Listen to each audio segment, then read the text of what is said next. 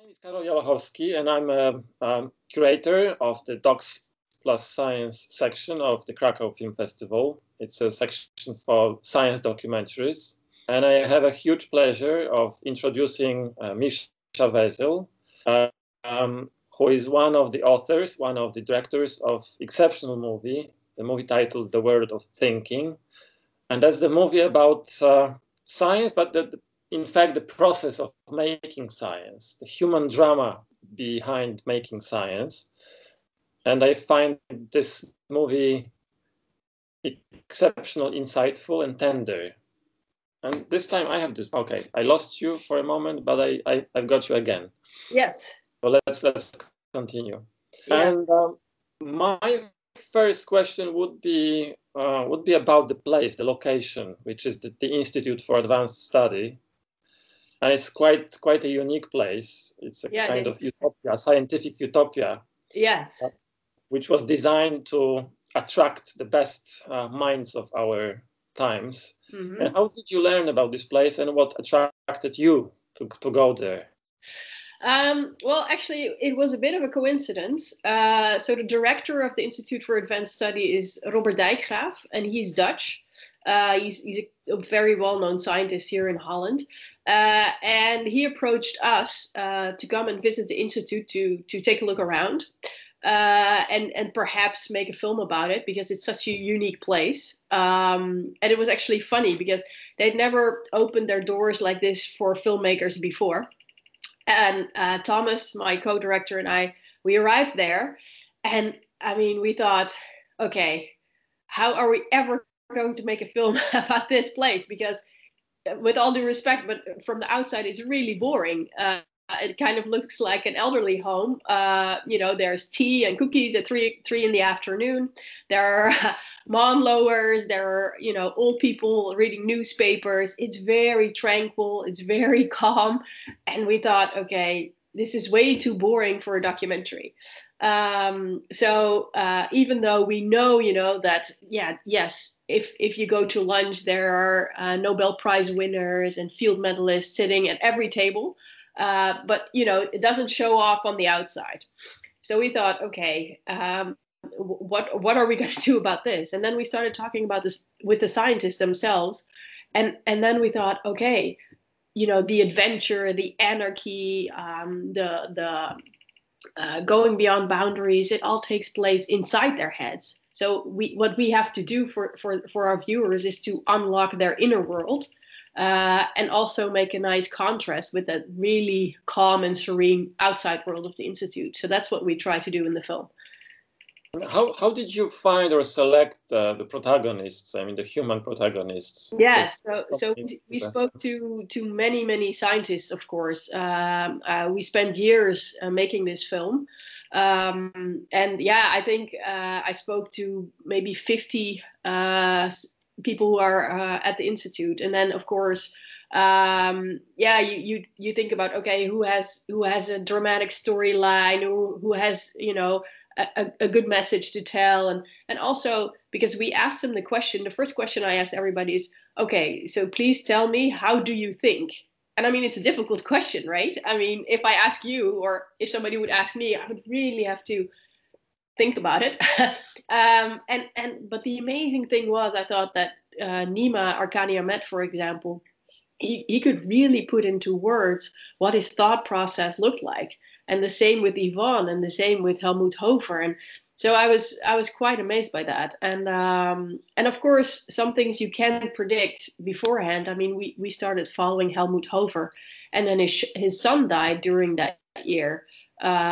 Which is, of course, a very dramatic turn in the film, and you can't predict that beforehand. But yeah, so we spoke to many scientists, and then you just pick, who comes across, who has the most exciting story, or who can really put his thought process into words, who's working on interesting things, stuff like that. Mm-hmm. The movie's exceptionally intimate one. I mean, how did you manage to build this intimacy between you and trust between you and the people, the scientists? Yeah, that's also, spending a lot of time with them, I think. And also, I think they felt right from the start that we were really sincere. that we were really interested in telling their stories, and that we had the best thing in mind for them as well. And of course, yeah, spending time with them, gaining their trust. But also, I think these scientists, in order to get to these breakthroughs, they have to be brutally honest. And they have to, criticize themselves every day. So they are used to it. They are also used to being vulnerable, to being honest, to looking in the mirror. So that really helped as well. And I think we had a great connection from the start. And were there any moments when somebody said you went too far, just stop filming, it's too close? No. I think Vladimir Vuvotsky, the Russian mathematician, who of course has an amazing story with he tells about the voices he hears in his head. He tells about how he used drugs in order to escape from his mathematical problems. Of course, he was a little bit afraid, and we actually put that in the film as well. He said, people are probably going to judge me by what I'm saying, but that's okay. I'll take that risk. And it was a deliberate choice to actually put that in the film, because we wanted to show people, look, there's a lot on the line for these guys to open up, and girls to open up like this. And of course, during the interview with Vladimir Vuvotsky, sometimes he said, well, I don't know, do we really have to go there? And I'm not sure if, is this interesting? And sometimes he canceled the interview because he wasn't feeling well enough. But in the end, no, when he sat in front of the camera, he told his story, and it was really, it was quite amazing, I have to say. Mm-hmm. So I had this impression that you had to deal with people that exist on the verge of mental breakdown. So it must have been slightly tricky to be delicate enough. Well, especially with Vladimir Vuvotsky, who unfortunately isn't here anymore. He died a couple of years ago. But yes, it was a very intricate balance with him, because some days he wasn't able to talk to us about his mental state. And so we let him, then we said, okay, maybe next time. We gave him room to tell his story. And I think that's the only way to do it, because if you're going to push and then it's counterproductive. I think it doesn't work like that. So we, there's a bond of trust, and it goes both ways. So. As far, correct me if I'm wrong, but as far as I know, you didn't make the movies you made before. They didn't deal with science per se. They were, so what kind of key did you use in order to unlock this subject topic? Yeah, so no, you're absolutely right. So we do mostly investigative stories. So we did a lot on doping. We made 2 documentary series on our former prime minister, so big political issues. I think what characterizes our work is that we always go there where things are a little bit, how do you say that,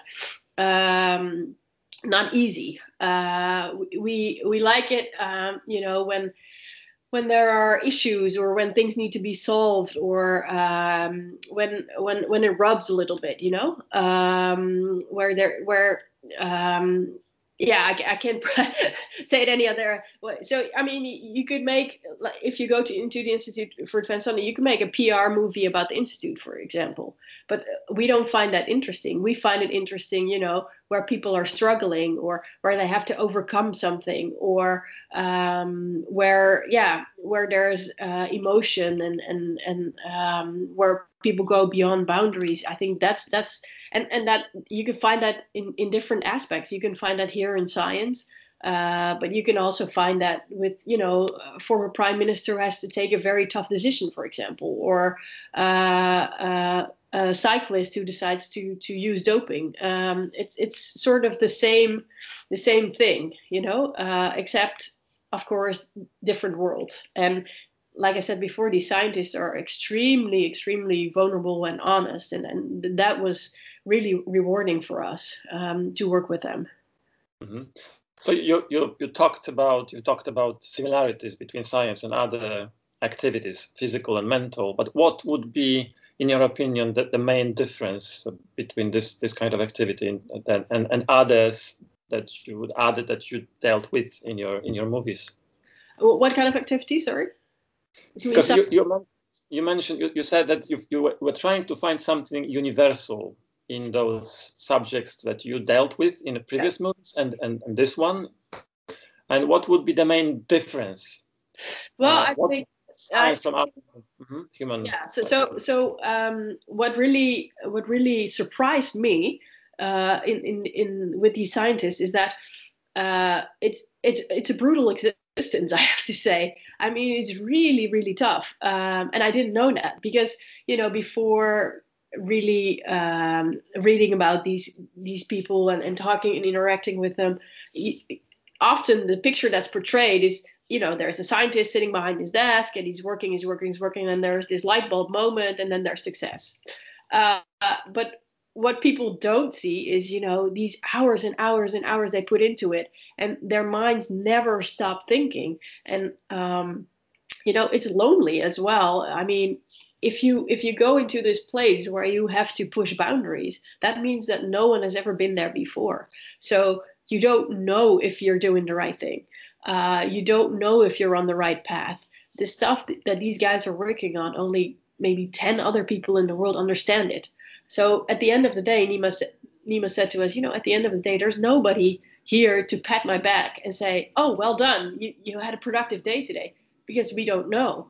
So you really have to, trust your instincts and be brutally honest, like I said before. And then if something works, great. But if something doesn't work, you have to start all over again. It takes a lot, it's very demanding, and it takes a lot out of these people.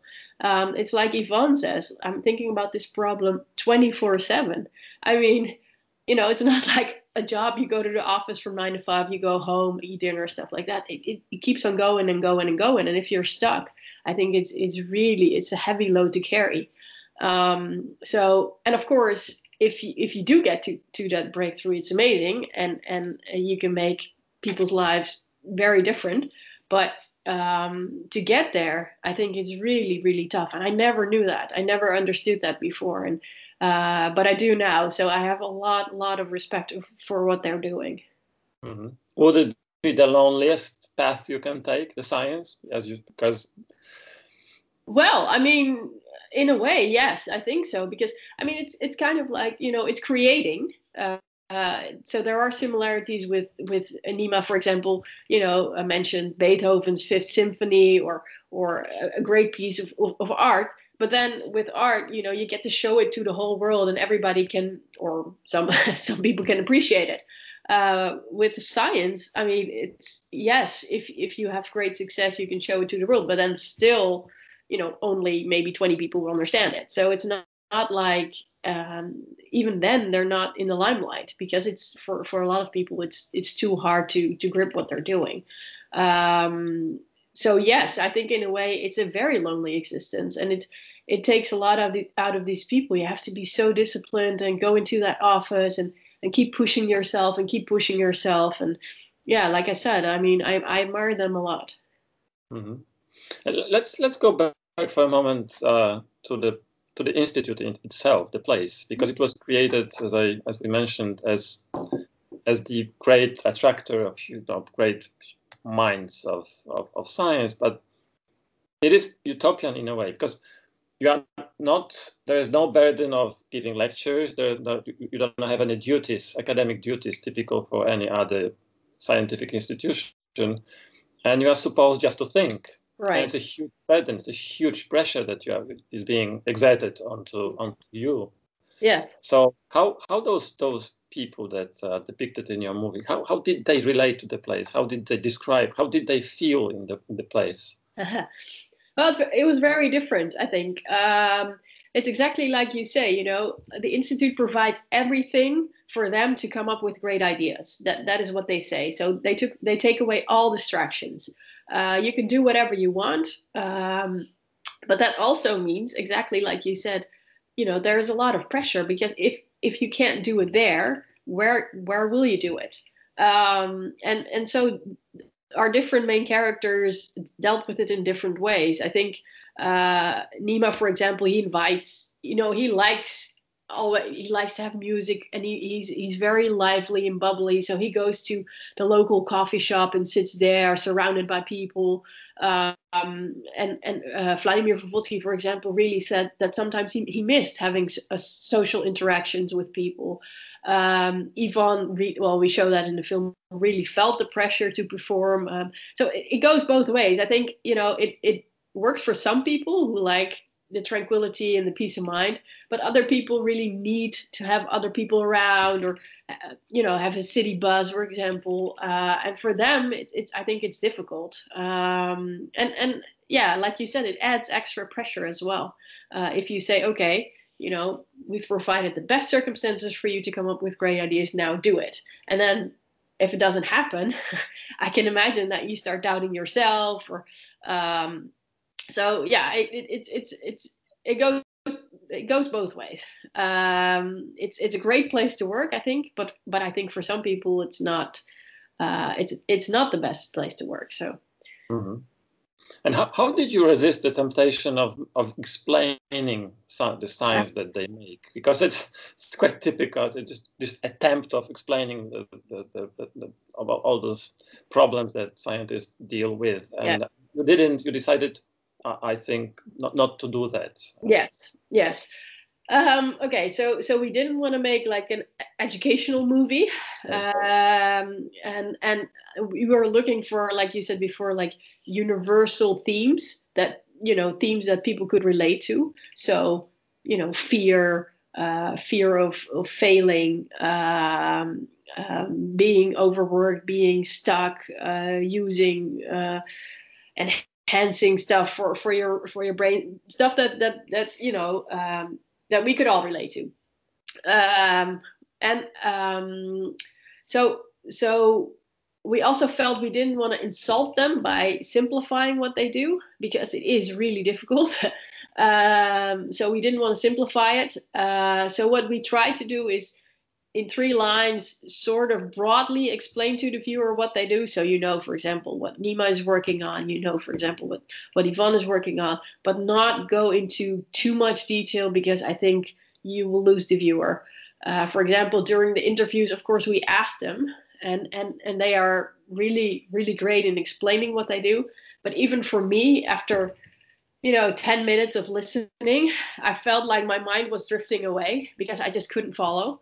And so I thought, okay, if that happens to me, that will surely happen to our viewers as well. So we decided to, not simplify it, to do them justice, and just show what they do. And even if you don't understand completely what they're doing, for example, there's a session between Yvonne and Nima.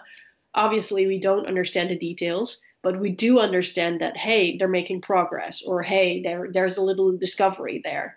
And then the language that goes with it, the scientific language, I think there's no need to explain it into detail, because you understand what they're saying. It was actually funny, because somebody said to us, it almost sounds, because I have no clue what they're saying, it almost sounds to some sort of foreign poetry to me. I thought that was a great compliment. And yeah, that is kind of what it is, I think. And that's the collaboration that you practice. I mean, because you are one of 2 directors of the movie. Yes. And I'm curious, how do you divide your duties? What's the mode of cooperation between you 2? That's the most asked question, actually. Yes. Yes. Actually, we don't divide. We both do research. We both do the interviews. We both are there for the filming, and we both do the editing. So we really work as a team, and we complement each other really well. I think we have almost always exactly the same ideas about what we want, how we want to get there, and stuff like that. We did, for example, for this film, I did most of the interviews, because we felt that I was less of a threat to them, being a woman, and they opened up to me more than they did to Thomas. But in other projects, Thomas did most of the interviews. So we just look at every project and see what works best. And then but from beginning to end, we are in it together. So I think we work really well together, and we really work as a team. Mm-hmm. Were there any moments of major disagreements about the movie, the process of making this one particular movie?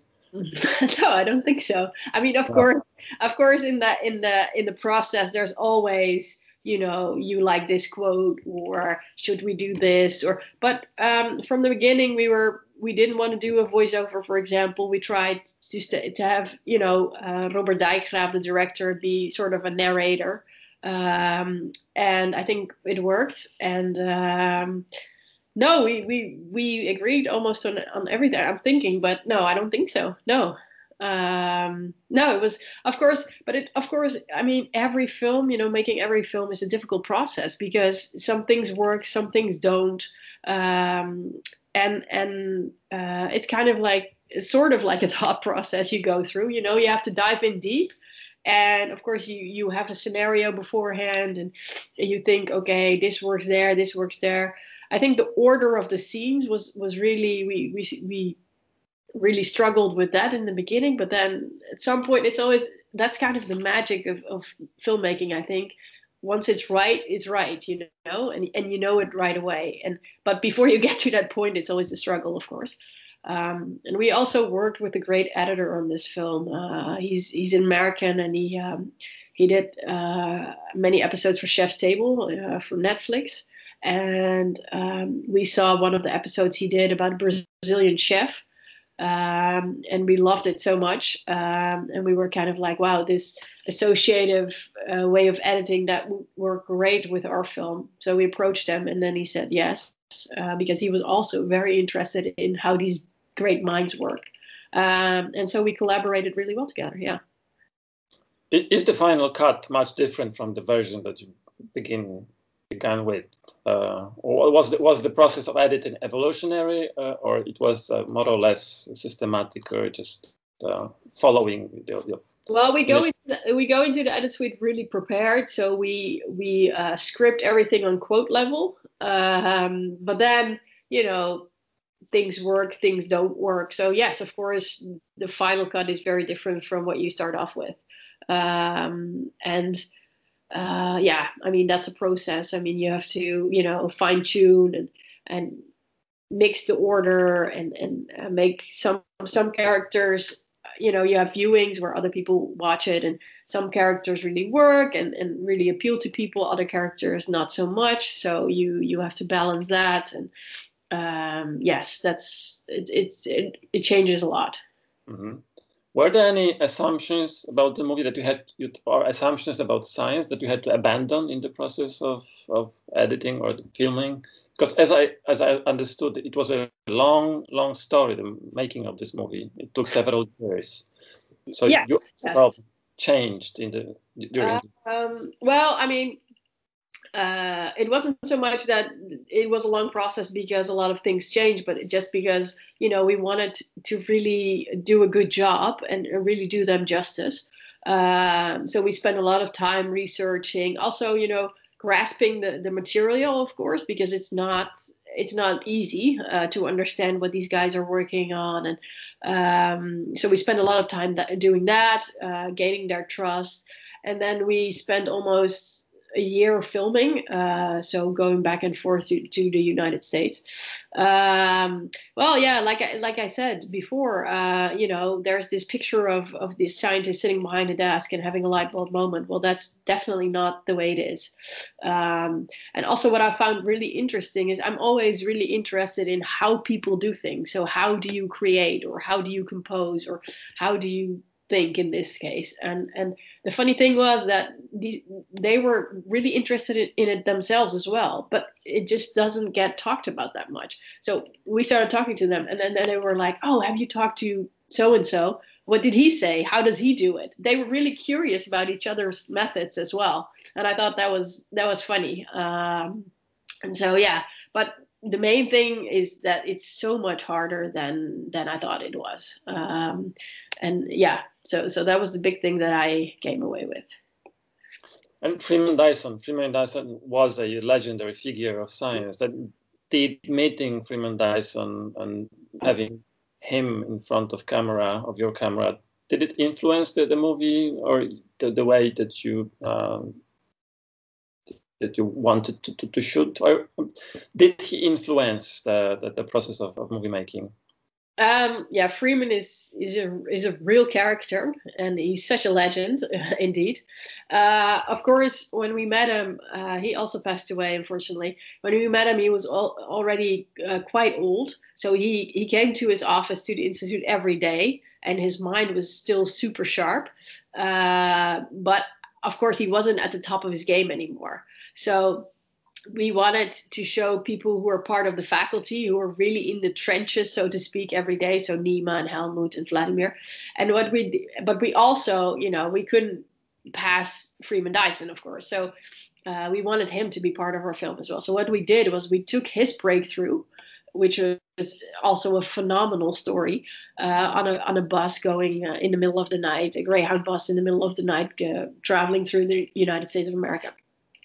So we took his breakthrough as sort of the example, the breakthrough that that is what you want. That is what all these people are striving towards.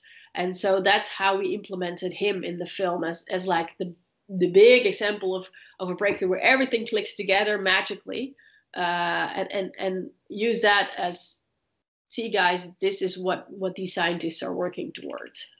So that's what we did with Freeman Dyson. Mm-hmm. Okay, and the very last question, concluding one, was for you, the science that you witnessed, was it more agony or more ecstasy that you... That's a very interesting question. Well, both, I think. I think that's also what makes it so interesting. It's such a roller coaster, One day you think, oh my gosh, I'm onto something, and then it turns out, you're not, and then you're going down the drain again. I think, for example, with Nima, there's a lot of joy and enthusiasm, and he's a very, of course, we call him the rock and roll star of science because he's so bubbly and long hair and black clothes, and he's such a character. But even with him, the self-doubt creeps in, and he gets down at some points, and of course with someone like Yvonne, who's still young and still needs to prove herself. I mean, yeah, it was brutal sometimes. We saw her coming in and she was full of energy and really wanted to make a difference, and then after 6 months you saw her energy slipping away a little bit, and she had to overcome that and climb that mountain and being on top of her game again. With Vladimir Vovotsky, he was a genius, but it also had a downside because he struggled with mental problems. Well, you can go on. I mean, Helmut Hofer, who said, I wasn't there for my kids when they were younger because I was so occupied with the work that I did. I think for them, there's no other way. I mean, they have to do it because it's what they do best. But yeah, it definitely has a downside as well. Misha, thank you very much for this. Thank you. I really enjoyed your questions. Thanks. Thank you for the movie. Yes. And please pass our thanks and to Thomas too. I will. And let me express the hope that we'll manage to meet in person in Krakow next year. I hear it's a fantastic city, but I've never been, so. You have to. I will in the future. Thank you very much. And thank you. Okay, bye. Bye-bye.